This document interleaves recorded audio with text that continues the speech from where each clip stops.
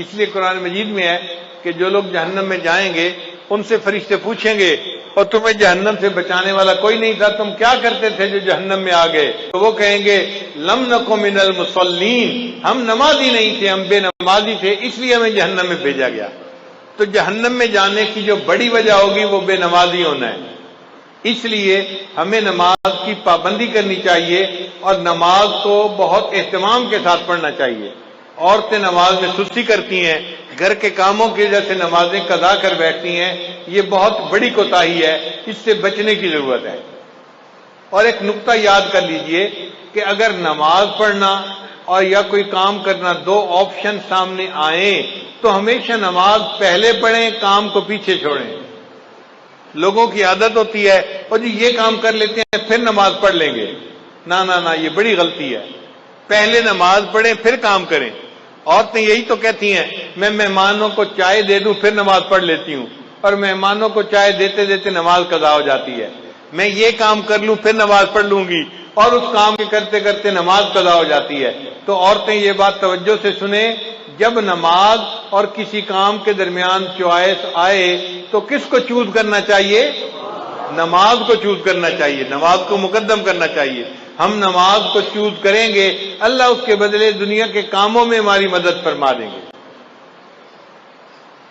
ہم ایک مرتبہ پشاور سے واپس اسلام آباد کی طرف آ رہے تھے، راستے میں عصر کا وقت ہو گیا، اول وقت تھا۔ میں نے دوستوں کو کہا کہ بھئی نماز کے لیے روکو، پہلے نماز پڑھیں گے پھر آگے سفر کریں گے۔ مسجد چھوٹی سی تھی، 10-12 بندے نماز پڑھ سکتے تھے، اور 5-7 تو ہم ہی تھے۔ ہم نے نماز پڑھنی شروع کی، اتنے میں ایک اور گاڑی والے آ کے رکے۔ 4-5 بندے تھے، سب داڑھی والے، ایسے لگتا تھا جیسے جماعت میں جانے والے بندے ہوں۔ ان میں سے 2 بندے گاڑی میں سے نیچے اتر آئے کہ نماز پڑھ لیتے ہیں۔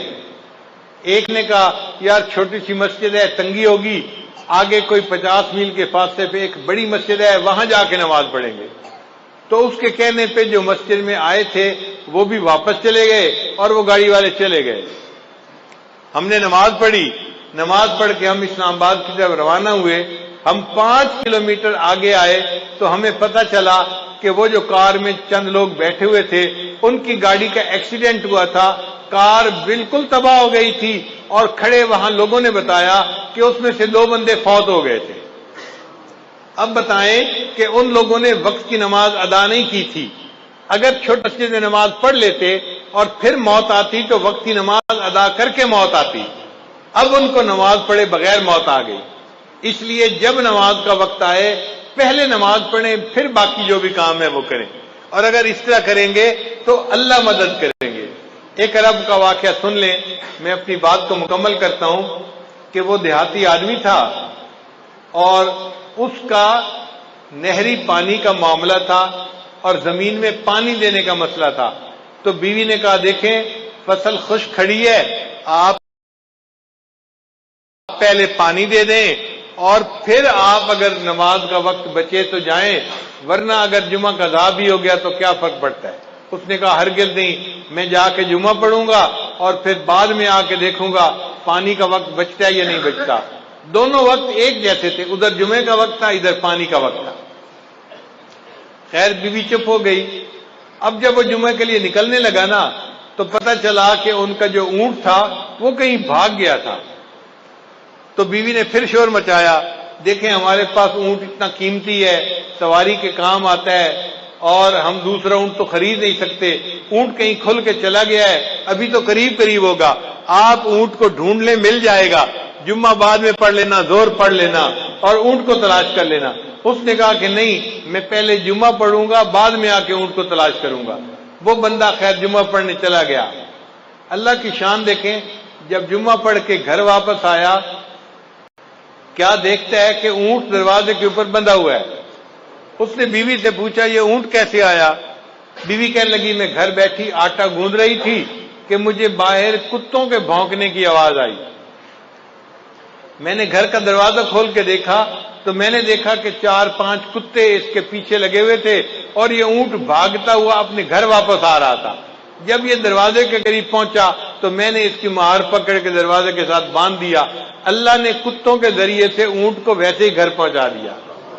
اس نے کہا چلو اللہ نے میرا ایک کام تو کر دیا، اب میں جاتا ہوں اور جا کے زمین کو پانی بھی لگاتا ہوں۔ اللہ کی شان، جب وہ پانی لگانے کے لیے گیا تو کیا دیکھتا ہے، اس کی پوری زمین کو پانی لگا ہوا ہے۔ وہ بڑا حیران کہ یہ پانی کیسے لگ گیا میری زمین کو۔ ابھی وہیں کھڑا تھا کہ اس کا جو ہمسایہ تھا نا دیہاتی، وہ آیا ذمہ اور کہنے لگا بھئی مجھے معاف کرنا، میں نے اپنی زمین کو پانی لگانا تھا، میرا نمبر پہلے تھا، آپ کا نمبر بعد میں تھا۔ جب میں نے اپنے زمین کو پانی لگایا تو میرے اور تمہارے زمین کے درمیان جو سوراخ بنا ہوا تھا نا وہ کھلا ہوا تھا، مجھے اس کا پتہ نہیں تھا، میں اپنی زمین کو پانی لگاتا رہا، جب لگا کے دیکھا تو تمہاری زمین کو پورا پانی لگ چکا تھا۔ اللہ نے جمعہ کی نماز پڑھنے کے بدلے اس کی زمین کو پانی بھی لگوا دیا اور اس کے اونٹ کو بھی واپس گھر پہنچا دیا۔ ہم اگر نماز پڑھیں گے اللہ تعالی ہمارے کاموں کو سنواریں گے اور ہماری سرپرستی فرمائیں گے۔ اس لیے نماز کو اہمیت دینی چاہیے اور ہرگز قضا نہیں کرنی چاہیے۔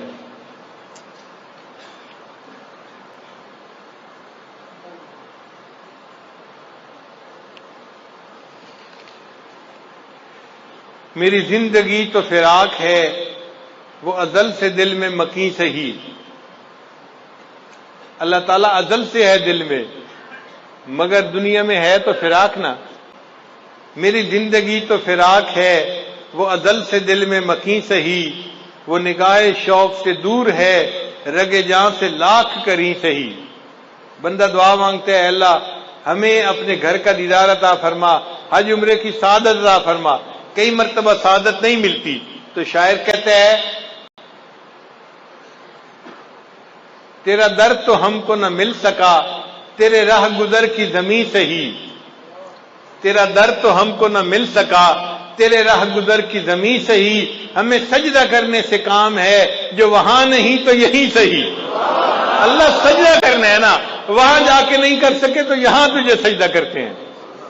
اور آخر پہ کہتے ہیں سرے طور ہو سرے حشر ہو ہمیں انتظار قبول ہے۔ آج دنیا میں ہم غیب کے سجدے کرنے ہیں، اللہ ہمیں قیامت کے دن دیدار کے ساتھ سجدہ عطا فرمائیں گے۔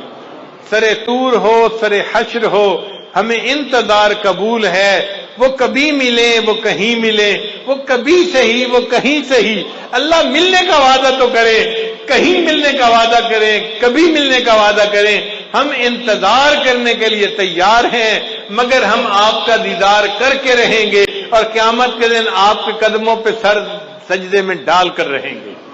اللہ تعالی ہمیں نماز کا پکا پابند بنا دے۔ وآخر دعوانا ان الحمد للہ رب العالمین۔